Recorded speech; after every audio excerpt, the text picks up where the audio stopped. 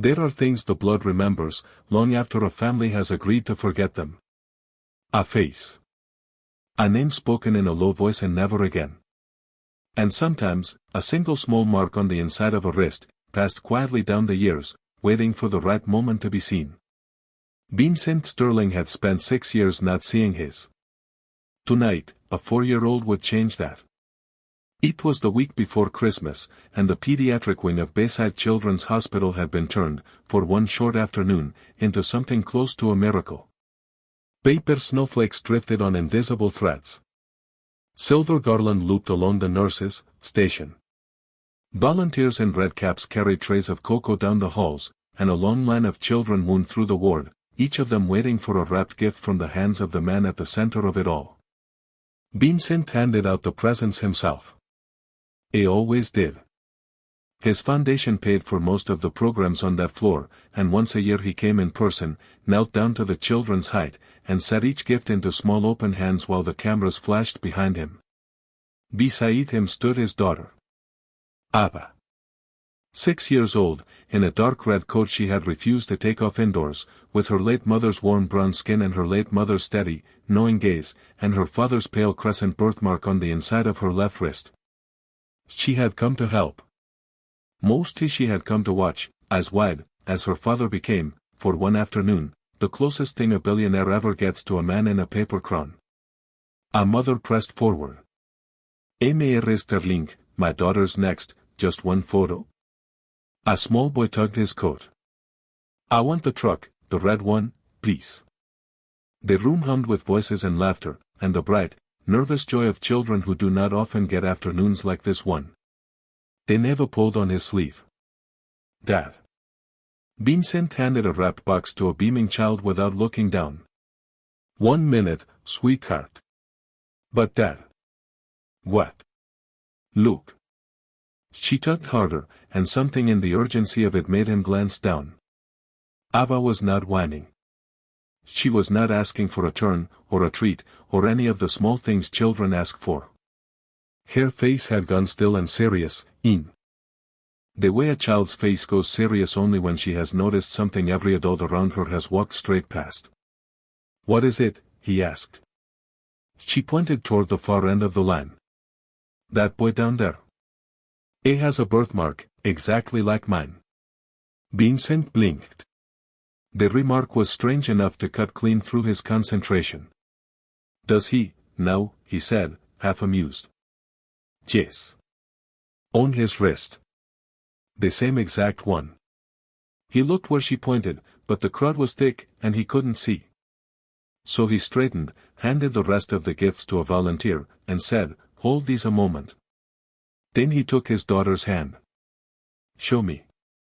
Eva brightened at once and pulled him through the crowd toward the back of the room.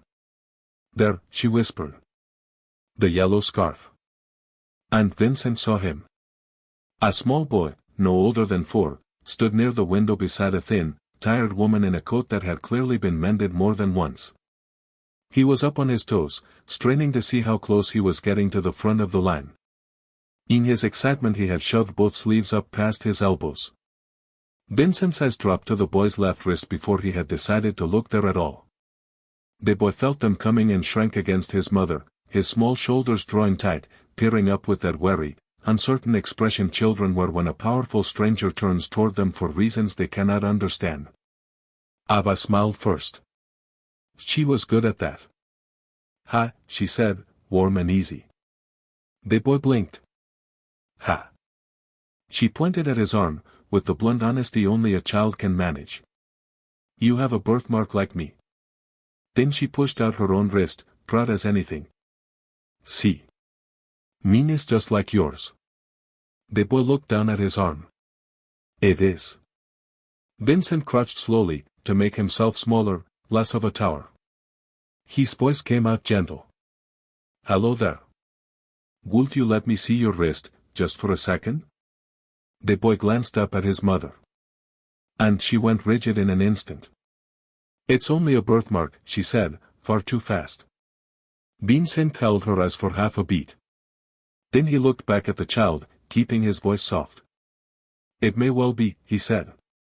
But would you show me anyway?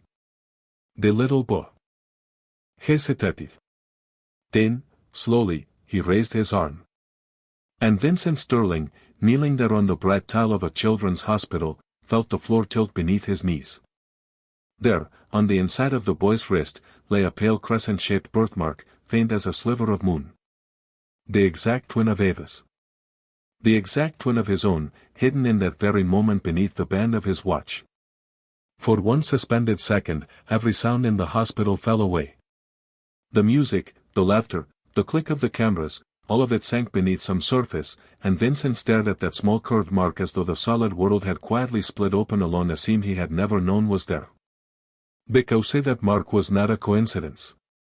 That mark was Sterling blood. It was a trait that had run through his family for 4 generations.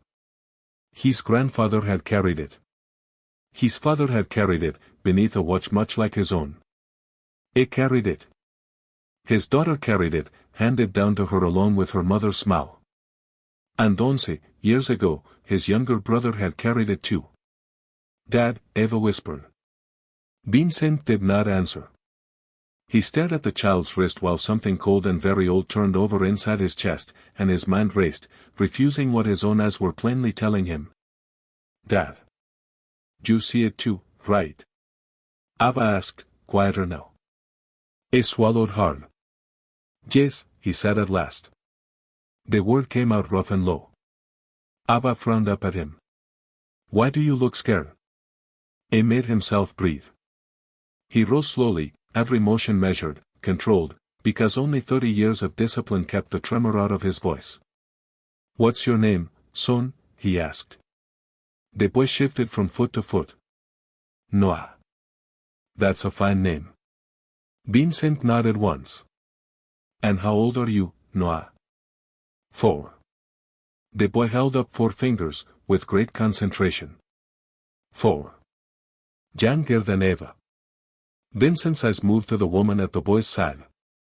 She stood stiff now, one hand on her son's shoulder with the quiet tension of a person ready to pull a child out of harm at the first wrong move.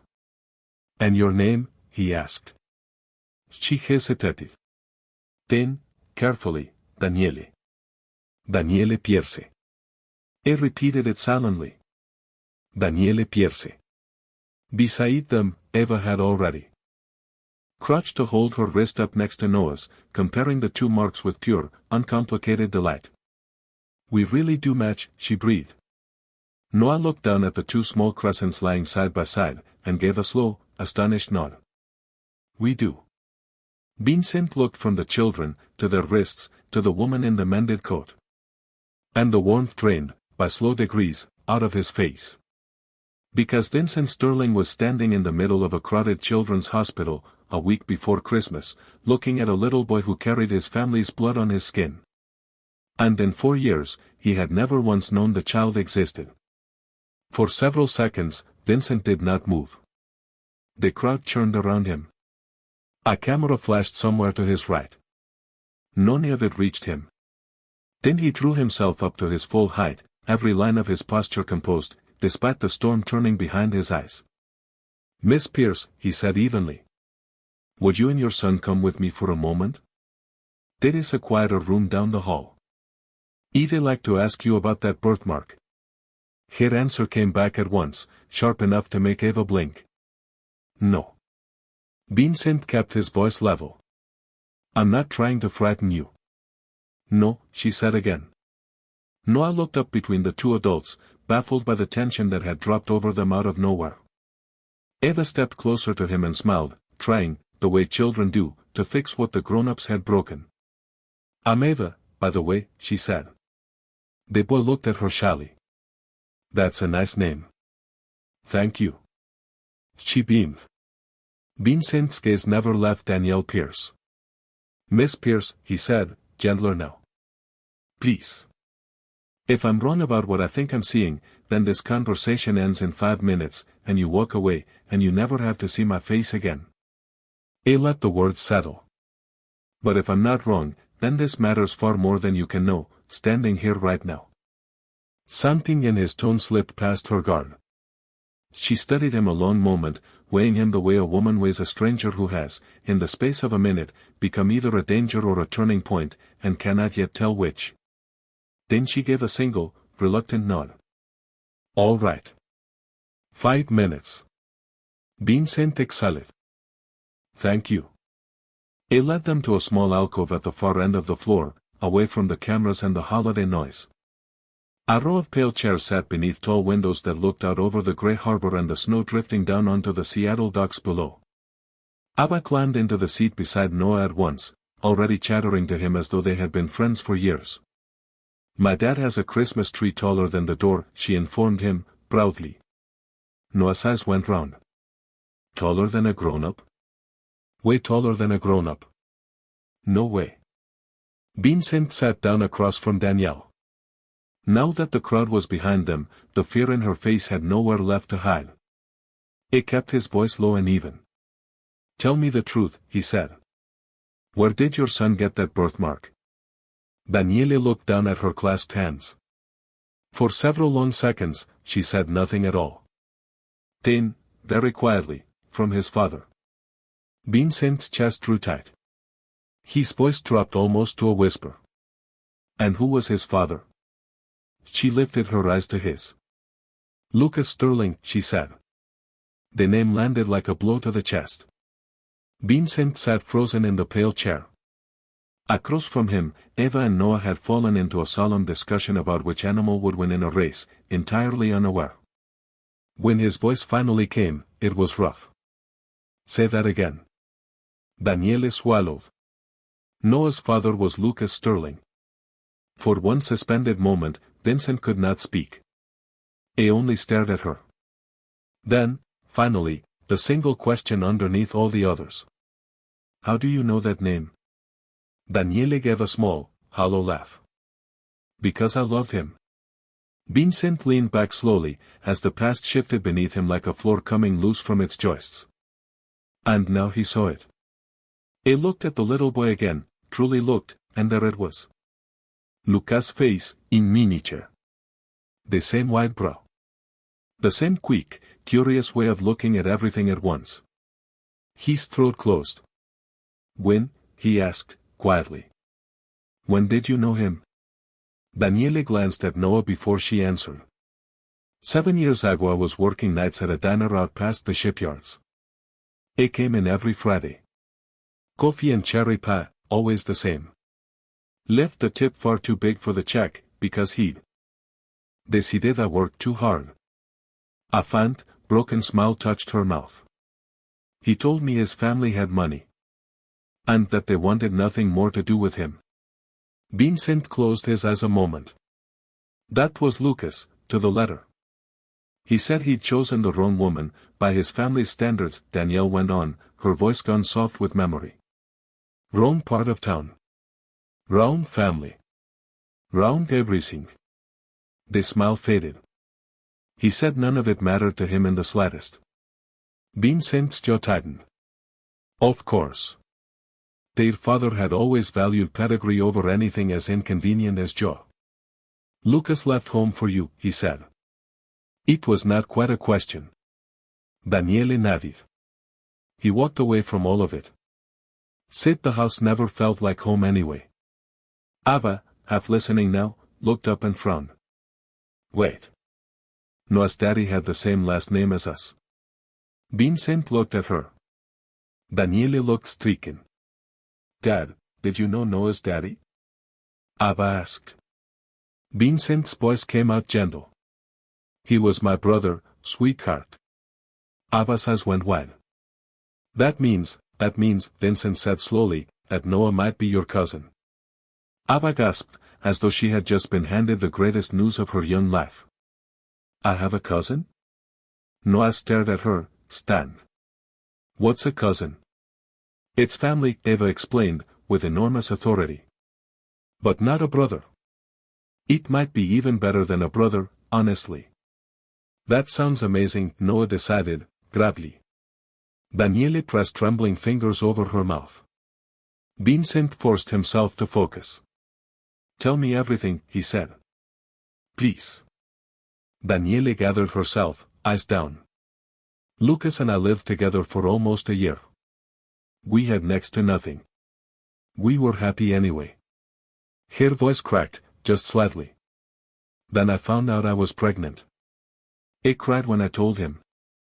Actually cried, this grown man, standing in our little kitchen. And then he said he wanted to come back here. He wanted to make peace with the family before the baby came. He kept saying his brother would understand. That if anyone alive would, it'd be you. Vincent felt the words go in like something with an edge. He said that. All the time. Daniela's eyes were shining now. He loved you. After everything they did too. He never once stopped. Vincent had to look away. But before he could come back, Danielle continued, very quietly, he got sick. It happened fast. Faster than anybody believed it could. Vincent turned back sharply. Sick. She nodded, and the tears came now, without her leave. Very sick. By the time the doctors understood what it was, there was almost nothing left to do. Lucas died before Noah was ever born. The words took all the air out of the small room. Because that was not the story. That was not the story Vincent's family had been told. He stared at her. That's not what I heard, he said. Danielle gave a bitter, worn-out laugh. Then somebody lied to you. And the blood in Vincent Sterling's veins turned slowly to ice. He thought of the phone call from years ago brief. Harried. The family attorneys who had handled every detail before he could shape a single real question. His father, calm and final, saying there had been an accident, that it was over, that the Sterlings did not put their grief on display. His father. His father had buried this. Vincent's hands curled slowly into fists in his lap. Daniele watched him, careful. I never told a soul, after he died. Lucas said your family would never accept me. Never accept our son. So I believed him.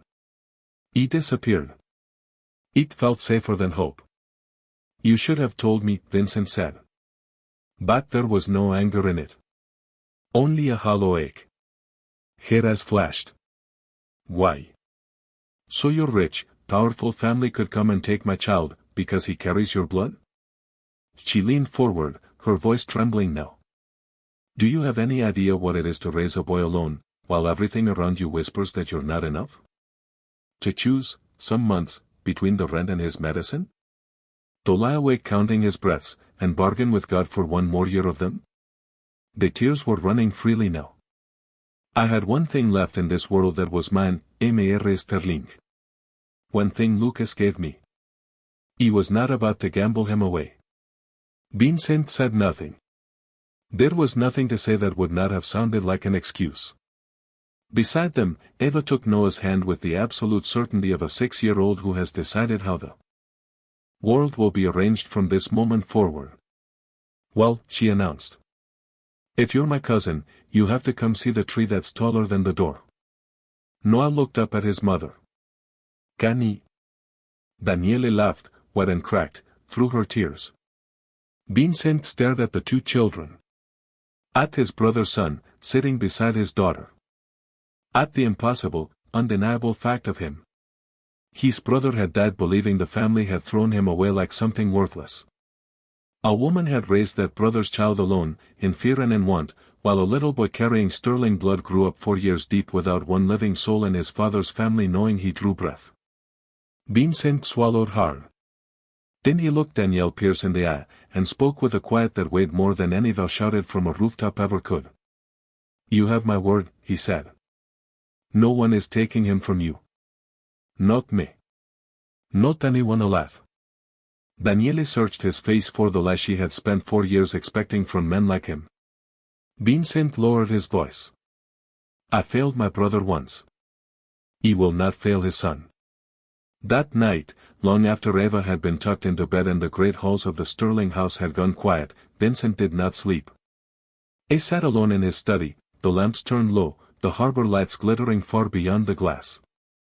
A glass of scotch stood untouched at his elbow. In his hands he held a framed photograph he had not taken down from the shelf in years. Lucas grinned out of it with the easy confidence of a younger brother who still believed the world would always tilt his way. One arm thrown across Vincent's shoulders. Both of them windbound and laughing on the deck of some small rented boat, at the end of some long-gone summer, both certain the future belonged to them by right. Vincent stared at his brother's face until his vision blurred. Then he looked away. For years he had told himself a tidy story. That grief becomes manageable if a man only stays busy enough. Works long enough hours. Closes enough deals. Buys enough buildings. Sits through enough galas.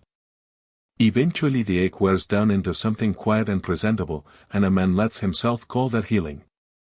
Tonight they understood it had all been a lie. Because tonight grief was no longer a memory. It had a face. A small, serious face, with curious eyes and a pale crescent on its wrist. Lucas son. The phrase still refused to sit straight in his mind. A soft knock came at the door. Come in. Mrs. Adler entered with a tray, fresh coffee and a plate of shortbread no one would touch. She had kept this house for nearly 30 years. One look at him, and her expression softened. You haven't moved in 2 hours, she said. Vincent set down the photograph. I'm not hungry. I wasn't asking about the shortbread. She crossed the room and set the tray on the desk. Then her eyes fell on Lucas's picture, and her voice gentled.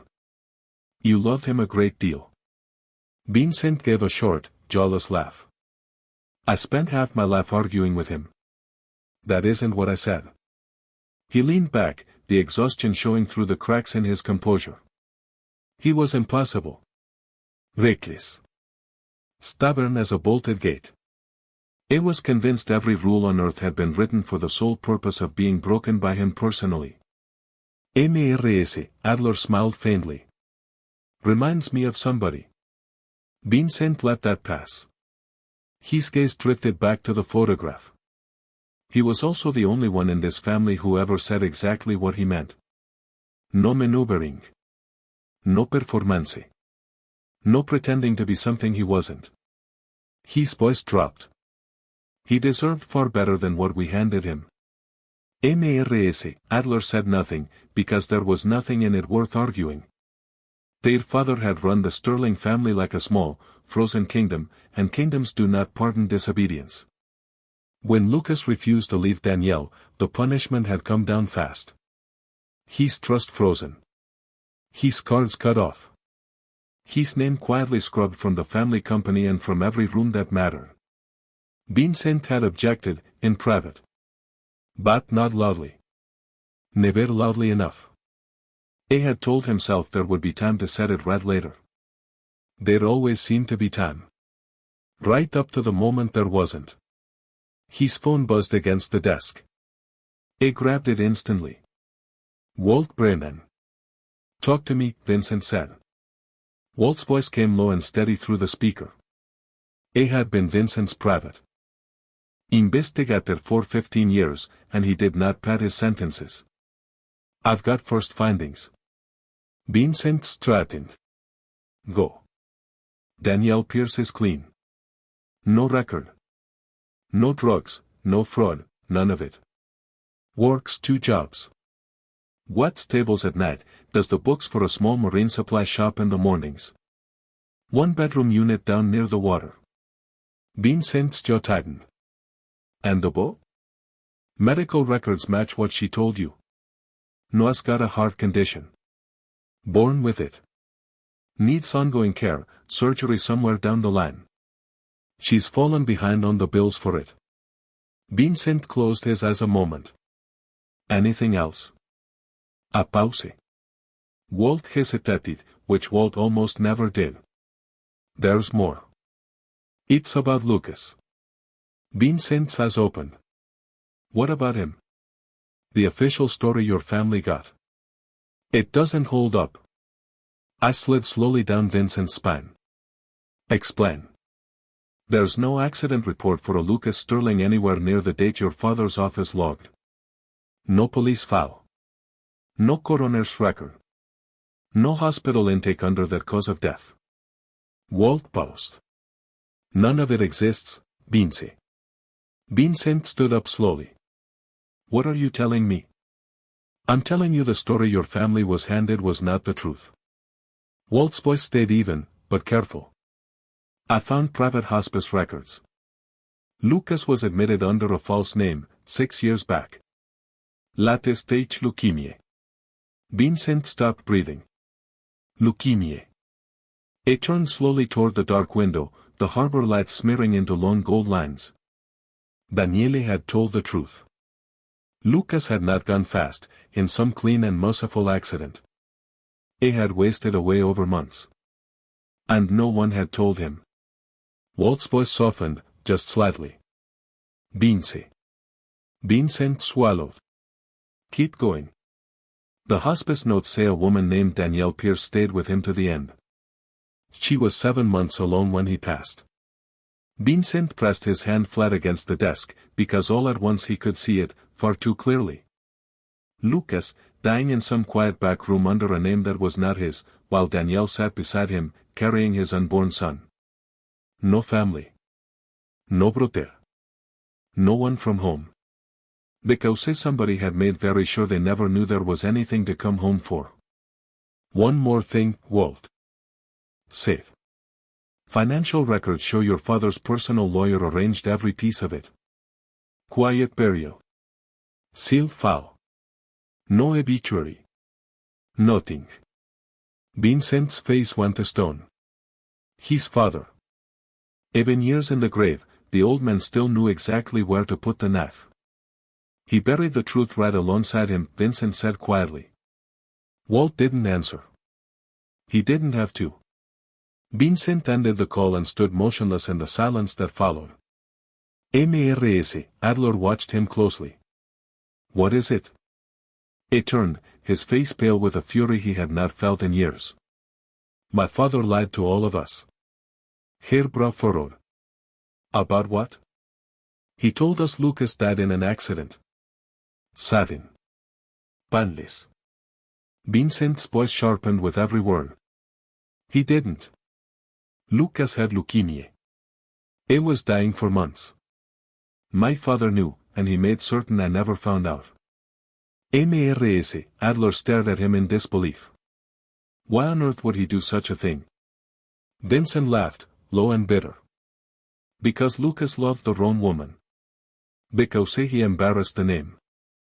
Because in my father's world, disobedience earned you exile. His eyes darkened. And it turns out exile didn't end when he died. The room fell silent. Vincent looked down at his brother's photograph. And for the first time in years, the grief inside him twisted into something hotter. Anger.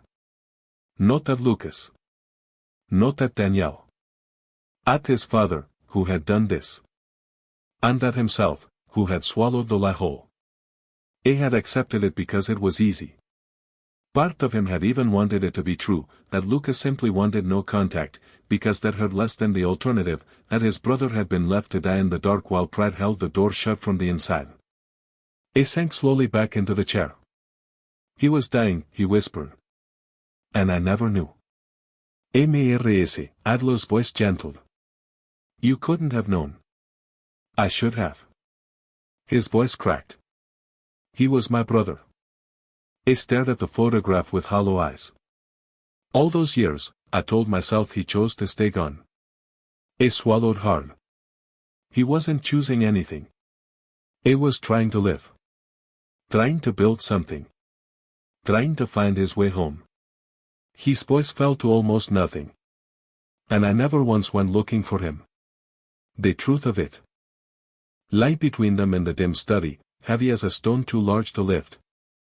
Upstairs, faint through a half-open monitor, Eva laughed in her sleep at something only she could see.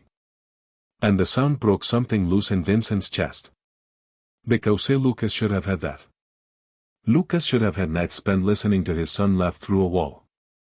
He should have lived to teach Noah to swim, to row a boat, to knot a tie on the morning of some school dance.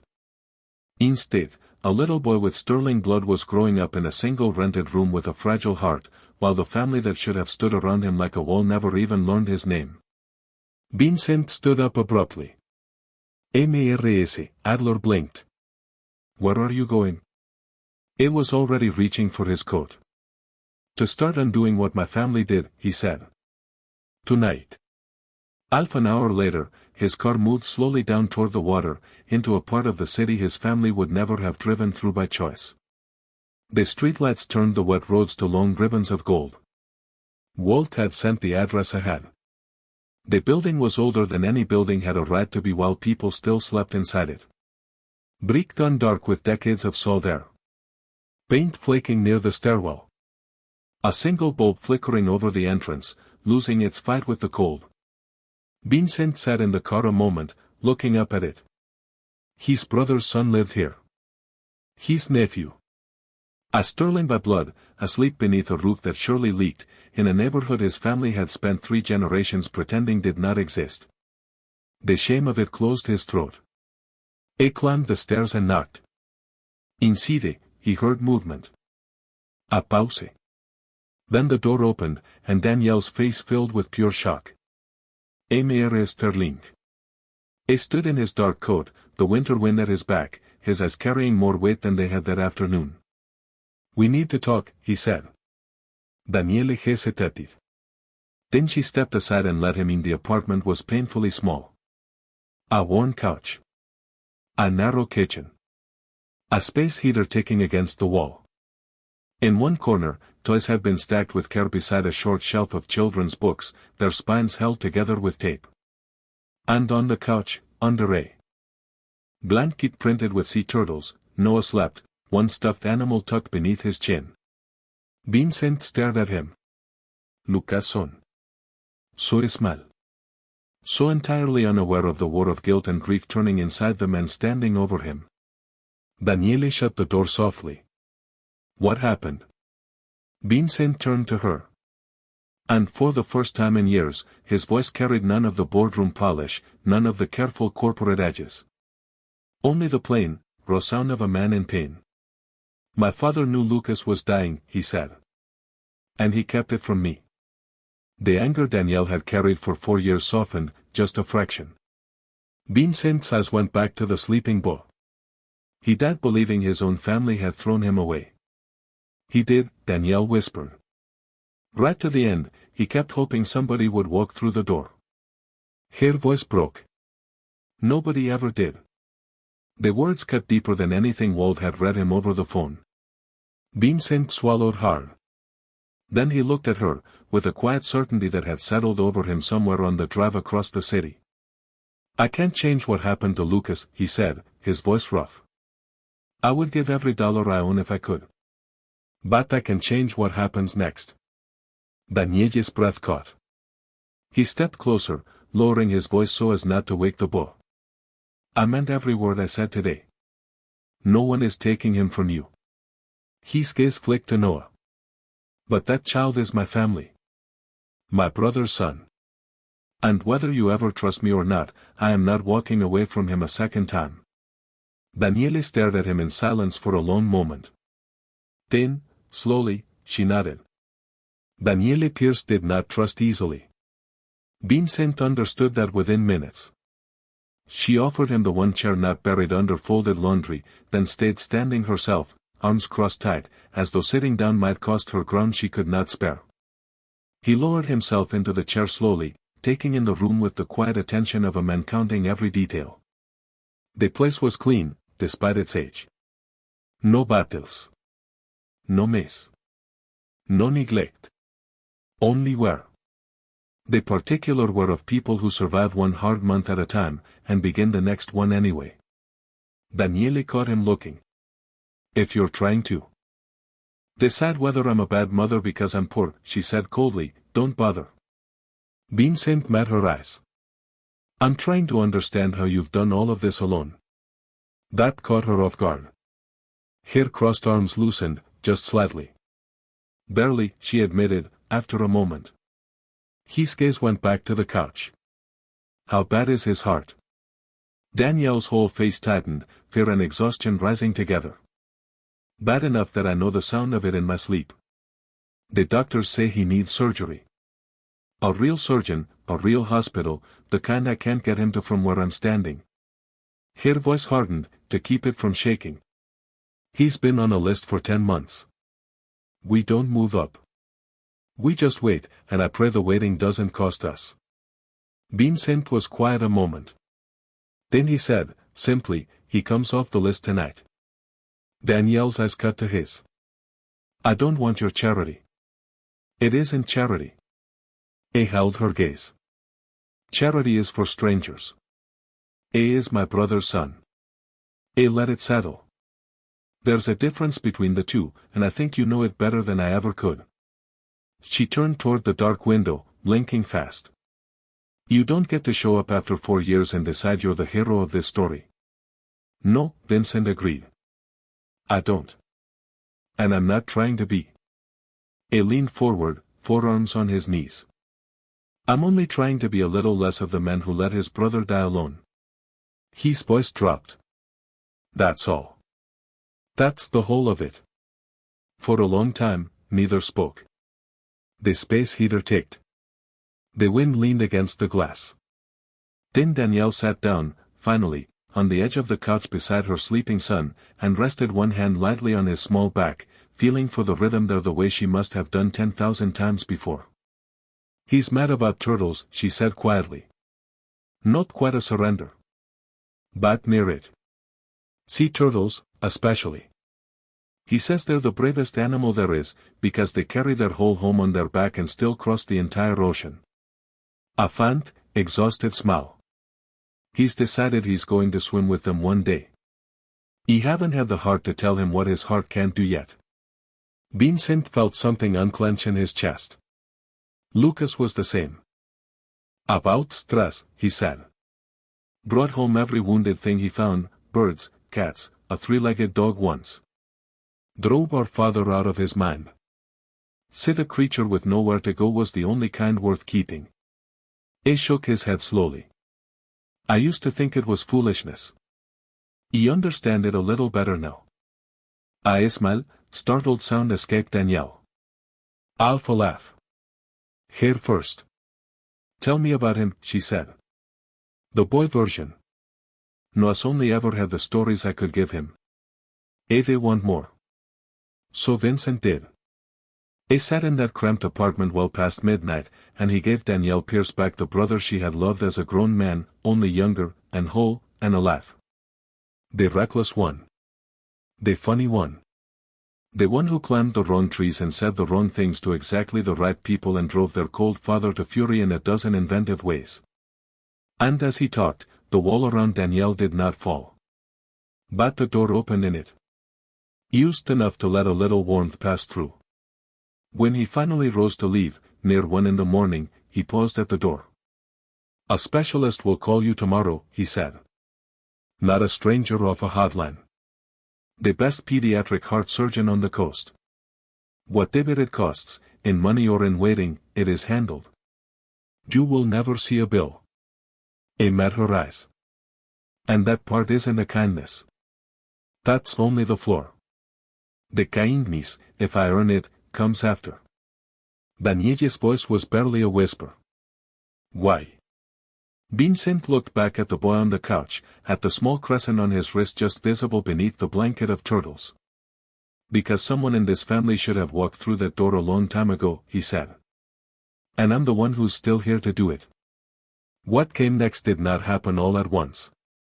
Trust never does. The surgery came first. Noah was admitted to the cardiac unit at Bayside in the new year, under the care of the surgeon Vincent had promised. Danielle did not leave the hospital for 3 days. And Vincent, to her quiet astonishment, was there too. Not for any camera. There were no cameras this time. He sat in the waiting room in an ordinary sweater, holding cold coffee, while somewhere beyond the doors a machine kept time over his brother's only child. When the surgeon finally came out and said the word stable, Danielle folded forward in her chair and wept into her hands. And Vincent did the only thing left worth doing. He sat down beside her, and let her, and did not try to fix it, because some things are not built to be fixed, only witnessed by someone who refuses to look away. Abba visited every day after school. She brought Noah drawings of sea turtles, all of them, she explained, wearing tiny capes, because brave animals deserve capes. She held his hand through the rail of the hospital bed and informed him, with total gravity, that cousins were required by ancient law to share their snacks. And slowly, week by week, the two families that had always secretly been one began to fold back into each other. There was an older woman in all of it, though. Rosaline Sterling. Vincent's mother. Lucas' mother. She had outlived her cold husband by several years, and she had carried her own quiet share of the silence, though hers was the silence of a woman who had suspected, and been afraid to ask, and let the fear win. When Vincent told her the truth, the whole of it, she did not defend herself. She only asked, in a voice gone thin and old, to meet the beau. The day Rosalind Sterling met her grandson, she lowered herself onto the floor of that small apartment in a coat worth more than a year of its rent, and she took Noah's small hand, and turned it gently over, and looked at the crescent on his wrist. The same mark she had kissed on her own son's wrist, 40 years before. "Oh," she said. "Yours that. Oh. There you are." And Noah, who understood none of it, looked up at the crying old woman and offered her his stuffed turtle, because turtles were brave, and bravery seemed to be what the moment was asking for. She called him a marvel. He called her, a few weeks later, without thinking about it at all, Grandma. And Rosalind Sterling wept away only the very old weep, quietly, as if the tears had been set aside a long, long time, and saved for exactly this. The months that followed taught Vincent Sterling a lesson his entire expensive education had somehow skipped. That repair is never a single grand gesture. It is 1,000 ordinary ones, repeated, until the people on the other side finally stop bracing for the day you don't come. He learned the route down to the water by heart. He learned that Noah would eat any food on earth if you told him sea turtles ate it, and refuse it flatly if you didn't. He learned that Danielle took her coffee black and her help in small portions, and that pushing too hard, too fast, undid a month of patience in a single afternoon. So he learned to move slowly. To arrive, and keep arriving, and ask for nothing in return. And somewhere in all of it, without either of them ever quite naming the day, the visits stopped being about duty, and the dinners stopped being about the boy, and the quiet between Vincent and Danielle stopped feeling like a wall and started feeling like a room they were both content to sit in. He was not a man who fell quickly. He had spent 30 years measuring a thing twice before he ever reached for it once. But he found himself, more and more, simply wanting to be wherever she was. Not to manage it. Not to fund it. Only to be there, when she left, which was rare, and which he came to feel was worth almost any amount of waiting. What grew between them grew the way the deepest-rooted things grow. Slowly. Quietly. Out of the unlikely soul of a shared grief, and a shared boy, and a shared refusal to let pride win in this family a second time. By the following autumn, the rented room down by the water stood empty. Daniele had not handed over her independence so much as finally found a place steady enough to set part of it down. She and Noah moved into the Sterling house, into wings that had stood echoing and unused for years, and the great cold halls that Vincent's father had once ruled by silence began, for the first time anyone could remember, to fill with the sound of a child running where running was strictly forbidden. They married without spectacle. No press. No grand announcement. Only the handful of people who had become, against every odd, a real family, standing together in a quiet room while two people who had each found their way to love the long way around finally stopped circling it. Abba announced, to anyone who stood still long enough, that she had personally arranged the entire event. Rosaline held Noah on her lap through the quiet part and cried without shame when he leaned his whole weight back against her, the way a child leans only on people he has decided are safe forever.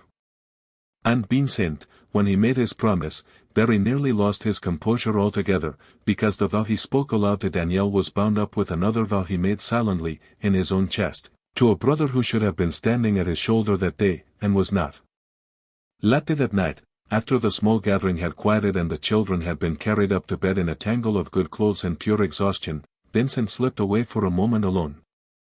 He found himself in the upstairs hall, before a portrait of Lucas he had hung there months earlier, in the place of honor their father had spent a lifetime denying him.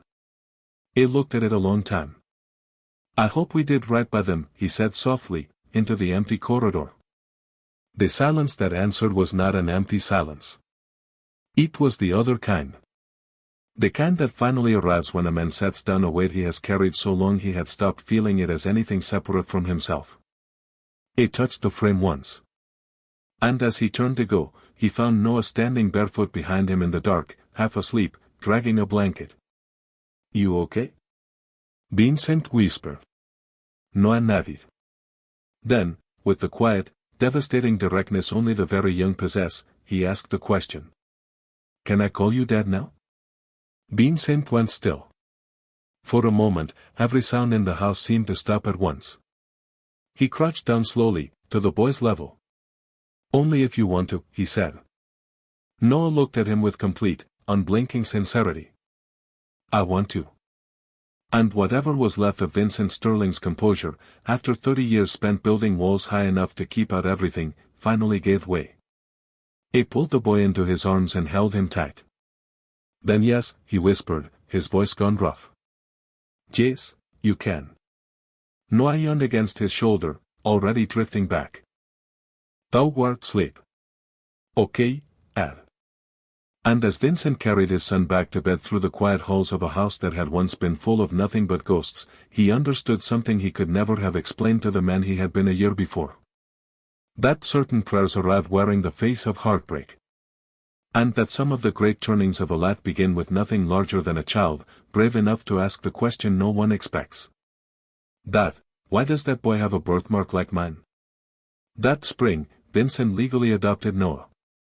The hearing was private, by his own request. No press. No spectacle. Only family, on a row of wooden benches, in a small, sunlit courtroom.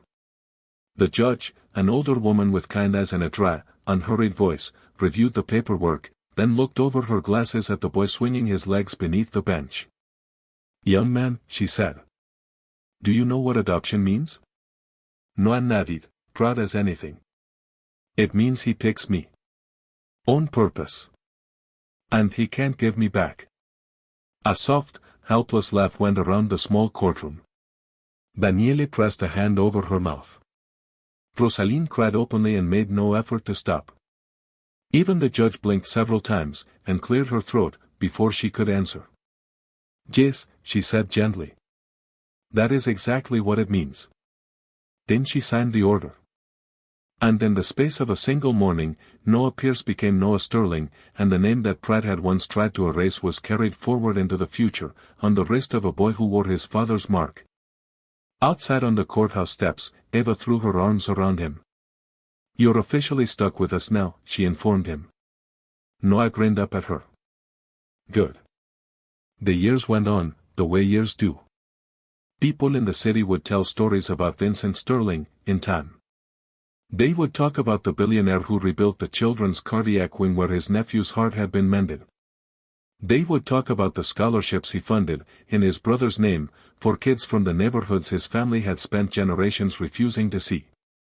They would talk about the way Sterling Holdings, under his hand, slowly began to value people over polish, in ways the old man would never have. A love. They would call him generous. Visionary. Changed.